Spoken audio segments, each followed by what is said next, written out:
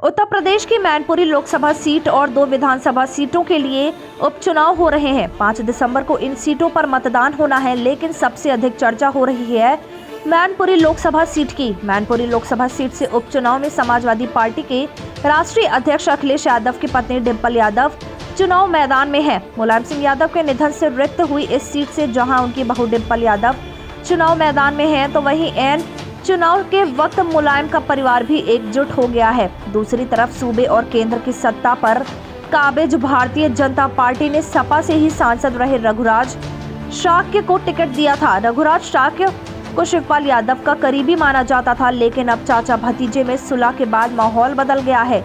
BJP ने कई बड़े नेताओं को मैनपुरी के चुनावी रण के प्रचार के लिए उतार दिया है। वहीं अब चर्चा चुनाव मैदान से दूरी बनाए बहुजन समाज पार्टी की भी हो रही है। बसपा की चर्चा इसलिए भी हो रही है क्योंकि पार्टी के चुनाव न लड़ने के फैसले के बाद दलित वोटरों का साथ कैसे मिलेगा। साल 2019 का लोकसभा चुनाव सपा के साथ मिलकर लड़ने वाली बसपा की प्रमुख मायावती ट्वीट कर लगातार सपा और बीजेपी दोनों को ही घेर रही है। मायावती के दोनों दलों पर हमलावर रुख कर चुनाव में दलित मतदाताओं पर क्या असर होगा, चर्चा इसी बात को लेकर है।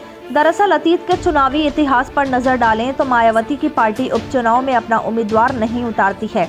हालांकि अखिलेश यादव के इस्तीफे से रिक्त हुई आजमगढ़ लोकसभा सीट के उपचुनाव में बसपा ने उम्मीदवार उतारा था।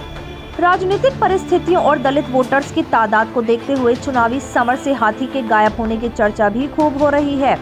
अगर मैनपुरी के मतदाताओं की संख्या को देखें तो सबसे ज्यादा यादव मतदाता हैं। दूसरे नंबर पर शाक्य वोटर हैं। अनुसूचित जाति के मतदाताओं की तादाद भी करीब 1,52,000 बताई जा रही है, जिसमें सबसे अधिक जाटव हैं, जिन्हें बसपा का परंपरागत वोटर माना जाता है।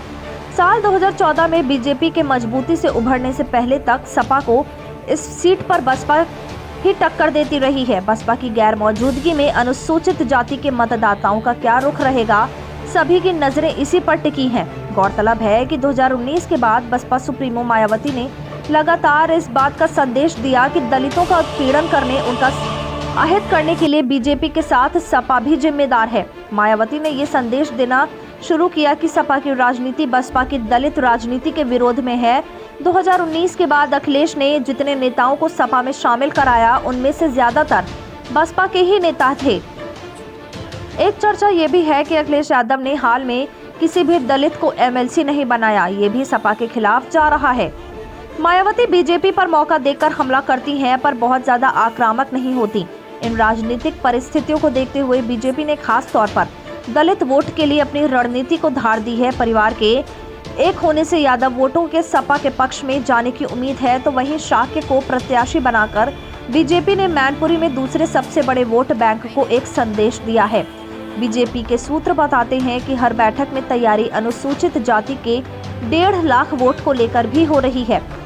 करहल विधानसभा की जिम्मेदारी संभाल रहे यूपी बीजेपी के प्रदेश मंत्री और एमएलसी सुभाष यदुवंश का कहना है कि हम लोग जाति धर्म के आधार पर चुनाव नहीं लड़ते। पार्टी की नीतियों और मोदी और योगी सरकार के काम को लेकर लोगों के बीच जा रहे हैं। जब बसपा और सपा का गठबंधन था और खुद मायावती ने मुलायम सिंह यादव के लिए वोट मांगा था, तब भी उनको 94,000 वोट से ही जीत मिली थी। इस बार तो गठबंधन नहीं है। उन्होंने कहा भी सभी वोटर्स को हकीकत समझ में आ गई है। राजनीति के जानकारों का कहना है कि परिस्थितियों को देखते हुए बीजेपी का उत्साह बढ़ना स्वाभाविक है। सपा को इस समीकरण का पता है, इसलिए सपा नुकसान की भरपाई के लिए हर वर्ग के बीच मुलायम की विरासत की बात कहते हुए पहुंच रही है। जानकार ये भी बताते हैं कि शिवपाल के डिंपल का समर्थन करने से बीजेपी की लड़ाई मुश्किल हुई है, लेकिन अगर बीजेपी 1.5 लाख दलित वोट में सपा की तुलना में अधिक समर्थन मिलता है तो ये बड़ी बात होगी।